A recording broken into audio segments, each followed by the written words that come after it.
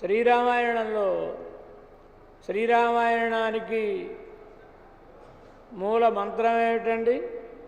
ధర్మాత్మ సత్యసంధశ్చ రామో దాశరథిరి యది పౌరుషే చ ప్రతిద్వంద్వః శర ఏనం జహి రావణి.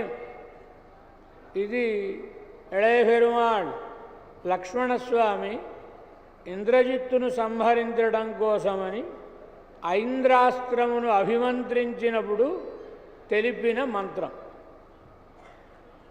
ఇంద్రజిత్తును సంహరించాలి. ఐంద్రాస్త్రాన్ని సంధించాడు లక్ష్మణస్వామి. ఒక క్షణం ఆయనకి సందేహం కలిగింది.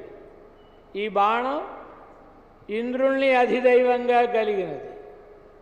అవతల శత్రువు ఇంద్రజిత్, ఇంద్రుణ్ణి జయించినవాడు. ఇంద్రుణ్ణి జయించిన వాడిని ఈ ఇంద్రుణ్ణి అధిదైవంగా కలిగిన బాణం చంపగలదా? సందేహం వచ్చింది లక్ష్మణస్వామి. ఏం చేయాలి మరి?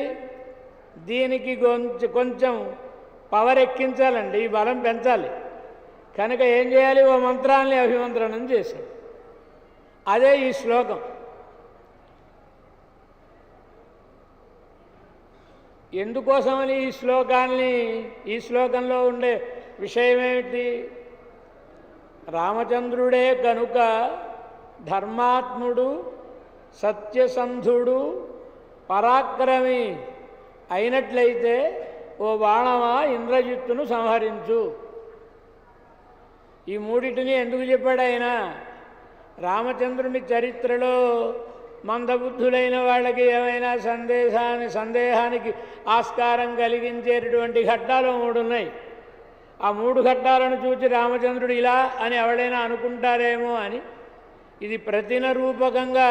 ఇప్పుడు ఈ 3 నిజం కాకపోతే ఈ బాణం పనిచేయదు. ఈ 3 నిజం అయి ఉంటేనే ఆ బాణం వెళ్ళి ఇంద్రజిత్తును సంహరిస్తుంది. కనుక ఓ 3 ప్రతిజ్ఞలు చేశాడు. రామచంద్రుడు ధర్మాత్ముడు, సత్యసంధుడు,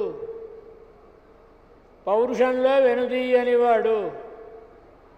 భవభూతి లాంటి కవీంద్రులు కన్న కొడుకుల చేతే రామచంద్రుణ్ణి అనిపిస్తారండి ఇలాంటి విషయాల్లో సందేహాన్ని.